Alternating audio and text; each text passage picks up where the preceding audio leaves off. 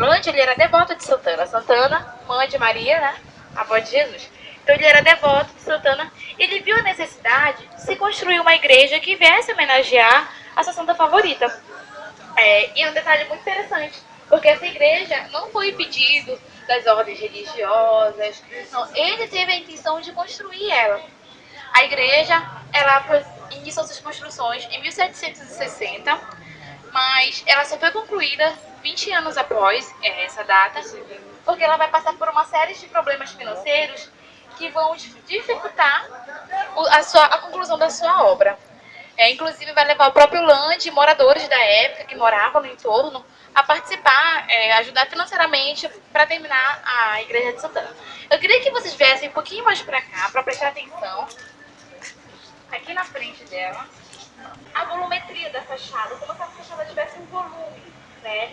Com esses detalhes da cimária, que são essas escadinhas que dividem os pavimentos, a igreja e a parte interna dela também, que não dá, hoje infelizmente não vai dar pra gente entrar, por causa dessa fechada, que tem, é muito característico do Land, o altar-mor, as pedras de Dios do altar, o retábulo.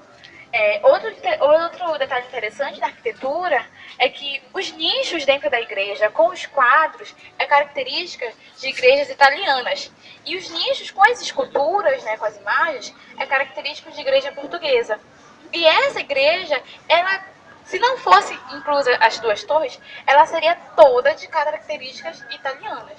Mas como a Magali falou lá na igreja de São João, houve um apelo da população em querer traços portugueses. E qual o traço maior português em uma igreja?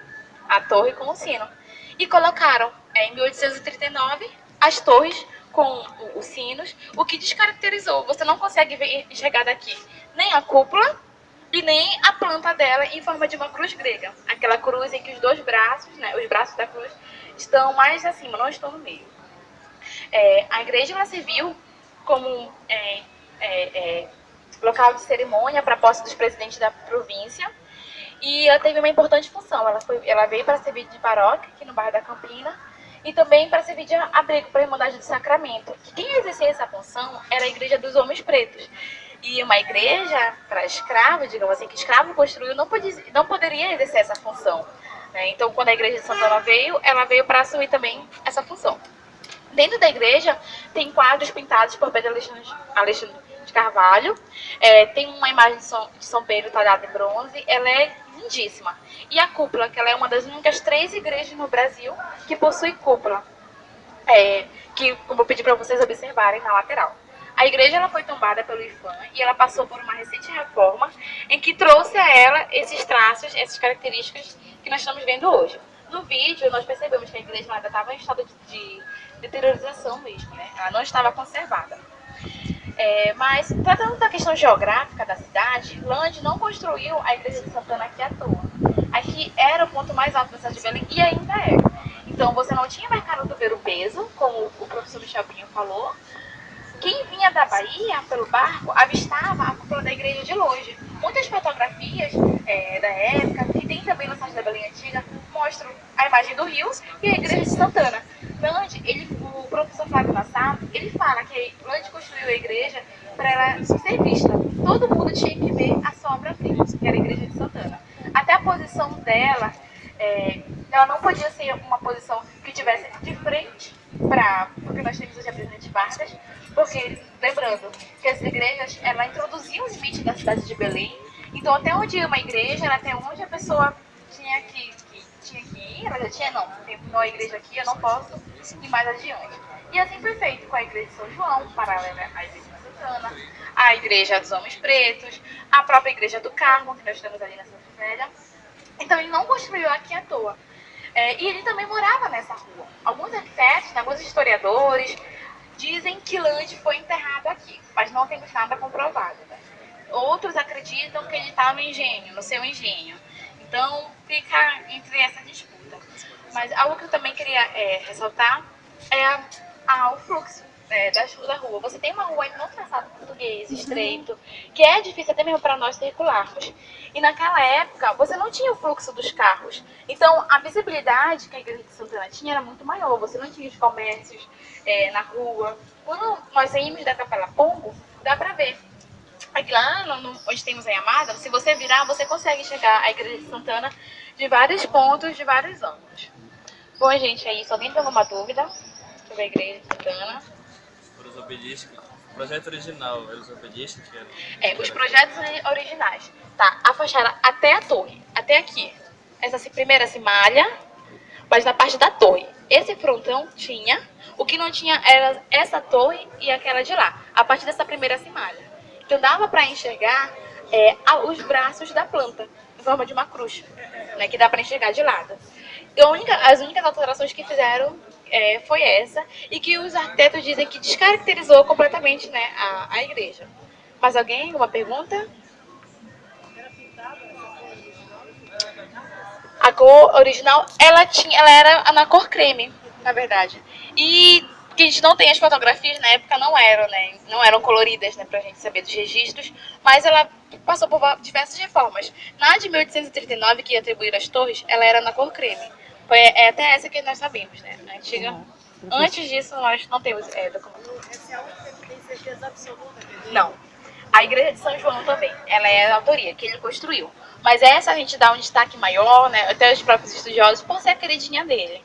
E por ele fato de ele morar aqui, a gente dá esse destaque maior. Mas a de São João também, ele construiu completamente. Ele não só terminou a fachada ou fez a parte interna. Bom, professor Hugo, se quer falar, gostaria de falar alguma coisa? Bom, gente, bom dia. Eu sou o professor Hugo Serra, sou professor da Universidade Federal do Sul e Sudeste do Pará, lá em Marabá. E eu também sou um dos que contribuíram com o roteiro desde a origem dele em 2011, né, quando ele iniciou com o roteiro da Cidade Velha. E que, por sinal, vocês já estão convidados a participarem na semana do aniversário da cidade, que faz uma homenagem aos 401 anos de Belém. Assim, eu não vou me estender muito, até porque as meninas e os meninos já explicaram com bastante detalhes a importância do arquiteto Land para a história de Belém e também, principalmente, para a formação da cidade, né? E o que vocês estão fazendo aqui é uma das principais metas desse roteiro, que é também a preservação.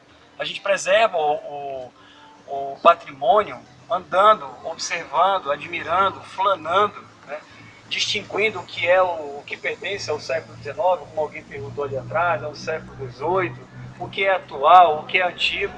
Isso tudo é uma atitude que vale a pena vocês fazerem, né? Gastarem essas 3 horas de sol, sombra, cansaço, porque é isso que também é uma das essências do nosso trabalho.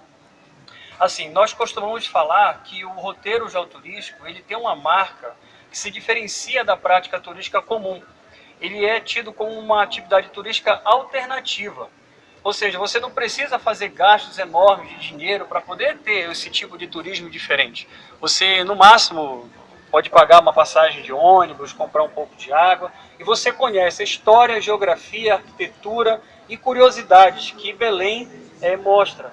Aquelas curiosidades que você particularmente não vê quando você está andando no seu dia a dia. E vocês puderam perceber também, né, ainda que hoje, domingo de dezembro, seja um dia diferente, essas atividades, a gente só consegue ter esse olhar diferente porque é permitido dessa forma, né? Normalmente, de segunda a sábado, o comércio, como é lotado de pessoas, a gente só olha para frente, né? Eu quero ir a Yamada, então você não olha para cima, né? Você não vai conseguir ver essa riqueza de detalhes como a Vivian falou agora há pouco da igreja. Então você sempre tem um objetivo específico.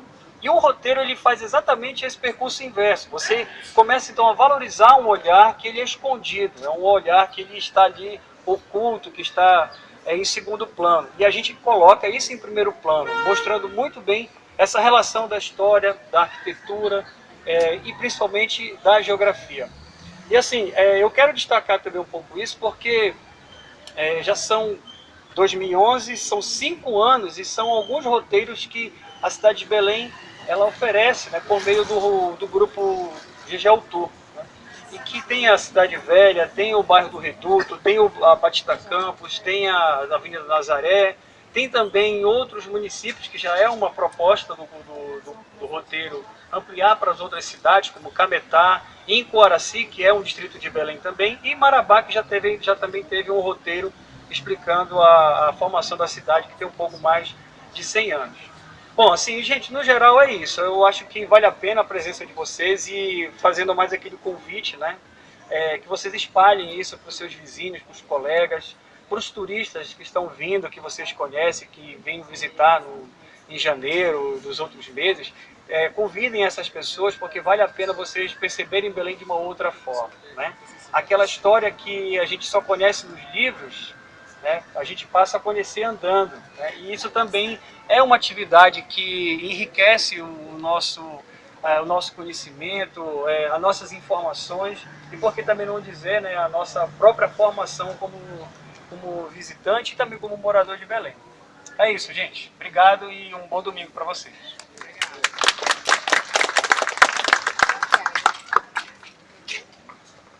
Pessoal, bom dia. O meu nome é Valbeci Alves, eu sou monitor do projeto Roteiro Geoturístico na cidade de Cametá. Que o professor já falou dessa intenção de expandir o projeto para outras cidades do interior do estado do Pará. Então, algumas cidades, a nossa cidade de Cametá, já conta há 4 anos com esse projeto.